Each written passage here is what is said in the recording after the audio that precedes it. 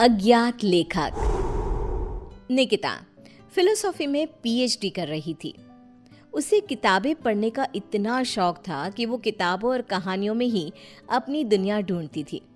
निकिता जब ग्रेजुएशन में थी तो उसने एक किताब पढ़ी थी, वर्ड्स नॉट सेड। तब से ही उसे उस राइटर से एक अटैचमेंट सी हो गई थी। उसने राइटर का नाम पता करने की बहुत कोशिश की, पर कुछ पता ही नहीं चला। एक दिन वो अपनी फ्रेंड से कहती है, कितने दिन हो गए, आज तक मैं उस राइटर के बारे में कुछ पता नहीं लगा सकी। आज तक तो वहीं अटकी पड़ी है, किताबों की दुनिया को वहीं तक छोड़ दे बहन, कुछ नहीं रखा उसमें। फिर तो तुझे कुछ पता ही नहीं।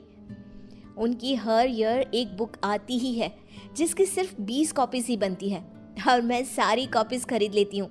चल तुझे दिखाती हूँ। निकिता प्रिया को स्टोर रूम में लेकर जाती है। रूम बिल्कुल ठंडा। प्रिया को ऐसा महसूस होता है जैसे वो यहाँ पहले आ चुकी है। कुछ अजीब सा महसूस हो रहा है, मानो मुझे कोई अपनी ओर खींच रहा हो। कमरे में चारों तरफ गुफ अंधेरा। अपने फोन की फ्लैश लाइट ऑन कर निकिता फोन को चारों तरफ घुमाती है। हर तरफ बस उस अज्ञात राइटर की ही किताबें थी। सारी बुक्स को यहाँ छिपा कर रखती हूँ मैं, मेरे अलावा यहाँ कोई भी आता नहीं, इसीलिए इस बात की घर पर किसी को भनक तक नहीं है। ऐसा क्या होता है उनकी किताबों में कि तू इतनी दीवानी हो गई है उस राइटर की। निकिता वहीं अपने पास के सेफ से एक बुक उठाती है। उसकी धूल झटकती हुई उसका पहला पन्ना पढ़ना शुरू करती है। ठंडे बंद कमरे में टॉर्च की एक सीधी रोशनी के उजाले में वो दोनों मेरी लिखी किताबें पढ़ रही थी। तभी उसकी सहेली को अपने कंधे पर किसी का हाथ महसूस होता है। ओह ओह! क्या हुआ प्रिया, तू चीखी क्यों?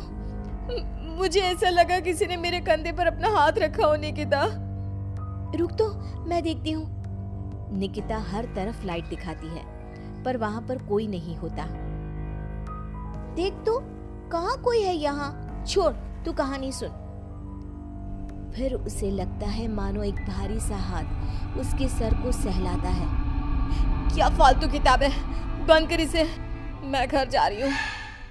दोनों कमरे से बाहर आ जाते हैं। क्या हुआ यार, तू ऐसे अचानक बाहर क्यों आ गई? अरे कैसी किताब है यार प्रिया, तू जो कुछ भी पढ़ रही थी सब वैसा ही हो रहा था। अब समझ में आया तू खोई खोई से क्यों रहने लगी है।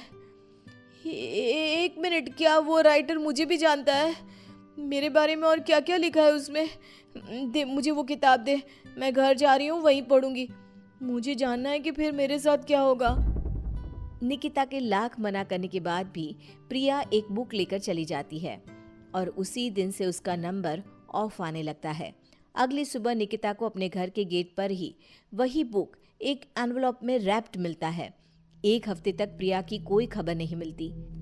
निकिता किताब का पन्ना पलटती है जहां प्रिया के गायब होने के बाद टू बी कंटिन्यूड लिखा था। अब मैं नेक्स्ट पार्ट का वेट नहीं कर सकती। प्रिया मेरे कारण ही गुमशुदा हुई है, पर मैं क्या करूं? निकिता एनवलप में आए बुक को खोलती है जिसमें एक एड्रेस होता है, एक ऐसी जगह जिसका नाम गूगल पर भी मौजूद नहीं था। पर निकिता बस पकड़कर निकल पड़ती है। पालनखेत, पालनखेत। ये तो वही जगह है। मंजिल ने राही को ढूंढ ही लिया। निकिता जैसे ही बस से उतरती है, बस गायब हो जाती है। लगता है ये बस मुझे यहाँ लाने के लिए ही आई थी। निकिता रोड से जंगल की ओर बढ़ती है। अंदर चलते हुए उसे एक खंडर दिखता है जिसके अंदर वो जाती है। अंदर उसे एक लड़का डायरी लिखते हुए दिखता है।